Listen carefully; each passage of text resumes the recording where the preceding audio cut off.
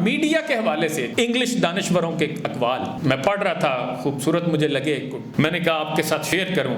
Jerome singer نے یہ کہا کہ اگر آپ گھر میں داخل ہوں اور آپ دیکھیں کہ کوئی شخص آپ کے بچوں کو دوسروں کو مارنے کے طریقے سکھا رہا ہے یا نت نئی چیزیں بیچنے کی کوشش کر رہا ہے، تو آپ تو اسے دھکے دے کر باہر نکالیں گے، لیکن آپ گھر میں داخل ہوتے ہیں اور ٹی وی چل رہا ہوتا ہے اور آپ اس کے بارے میں نہیں سوچتے۔ لیو اینتھنی نے کہا کہ میری خواہش ہے کہ ٹی وی کے اوپر ایک ذہانت کا بٹن بھی ہوتا ہے، وہاں صرف لائٹ کا بٹن ہوتا ہے اور وہ لائٹ بھی ظاہر ہے روحانی روشنی نہیں ہے، فکری روشنی نہیں دیتا، وہ تو صرف برائٹنس کو کم یا زیادہ کرتا ہے۔ تو وہ کہتا ہے میری خواہش تھی کہ ٹی وی کے اوپر کوئی ذہانت کا بٹن بھی ہوتا۔ اچھا، اسی طرح جو ہے وہ ڈیوڈ فراسٹ نے کہا کہ ٹیلی ویژن ایک ایسی ایجاد ہے جس کے ذریعے سے ہم ایسے لوگوں سے خوش ہوتے ہیں جن کو اصل زندگی میں ہم اپنے گھر میں گھسنے بھی نہ دیں۔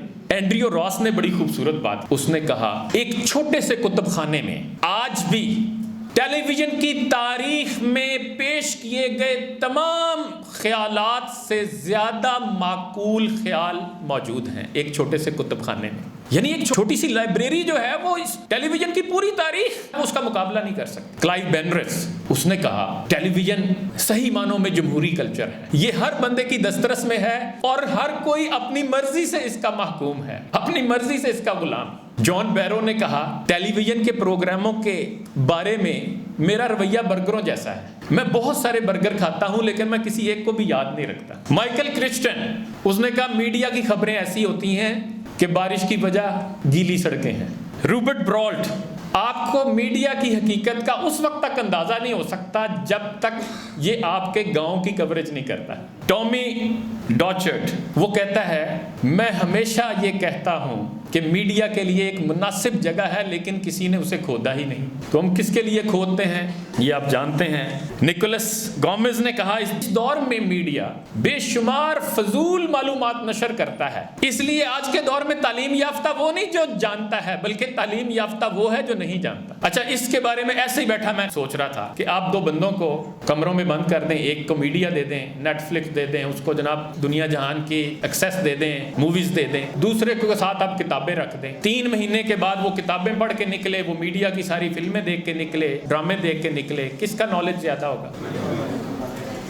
اچھا، یہ اس ساری گفتگو کا مقصد جو ہے وہ کیا ہے؟ میں آپ کو ظاہر بدزن تو نہیں کرنا چاہ رہا، میں تو سمجھتا ہوں کہ اس کی اتنی امپورٹنس ہے کہ آپ کو اس محاذ پہ لڑنا ہے، but you have to create something special. Iqbal کو کوئی پڑھنے کو تیار نہیں ہے، آپ نے اقبال کے پیغام کو، خود ہی کے پیغام کو اقبال کا نام لیے بغیر بھی پہنچایا جا سکتا۔ کریگن گریگ وہ کہتا ہے کہ مختصر یہ ہے کہ میڈیا حکمت و دانائی کا ابلاغ نہیں کر سکتا، اور فریڈ ایلن آخر پہ یہ کہتا ہے کہ آج کل ہر چیز آنکھوں کے لیے بنی ہے، دماغ کے لیے نہیں بنی۔ وہ کہتا ہے آنے والی نسل کی آنکھیں تو بڑی بڑی ہوں گی لیکن دماغ نہیں ہوگا۔ اچھا، اس نے دماغ کی بات کی ہے تو میں سمجھتا ہوں اقبال نے اس کی جگہ دل کی بات کی، کیونکہ اقبال دل کو ایمان کا مرکز سمجھتا ہے، اور وہ یہ کہتا ہے کہ روشن تو وہ ہوتی ہے جہاں بھی نہیں ہوتی، یعنی اس کو بصیرت نہیں ملتی، روشن تو وہ ہوتی، اس کو بھی آنکھ، سب لوگوں کی آنکھیں ایک طرح سے دیکھ رہی ہیں نا اس وقت، ماشاءاللہ جتنے لوگ یہاں بیٹھے سب کی آنکھیں روشن ہیں۔